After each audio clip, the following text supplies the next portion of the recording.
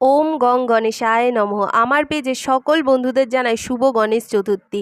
আজ অনেক দিন পর একটা কেকের ভিডিও আপলোড করলাম। আশা করছি তোমাদের সকলের ভালো লাগবে, তাই চেষ্টা করলাম একদম প্রথম থেকে কিভাবে করি সেটাই দেখানোর জন্য।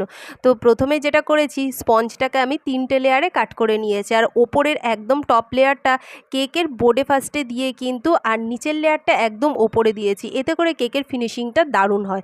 তবে কেকের ফ্লেভার যেটা তোমরা দেখলে, এটা কিন্তু পাইনঅ্যাপেল ছিল, আর পাইনঅ্যাপেল কেকটা খেতে কিন্তু অসাধারণ টেস্ট হয়। যেহেতু পাইনঅ্যাপেল কেক, ওই জন্য আমি চেষ্টা করেছি কি কেকটা একটু জেল কেকের মধ্যে রেখে আর ইয়েলোটা রাখি। আর এই কেকটা অর্ডার করার সময় কাস্টমার অনেকগুলো কেকের ছবি দেখার পরে এই কেকটা অর্ডার দিয়েছে। আর এখন যেই ফুলগুলো করছি, এটা কিন্তু একদম 1M নোজাল দিয়ে করছি। তো কত সুন্দর লাগছে ফুলগুলো দেখতে।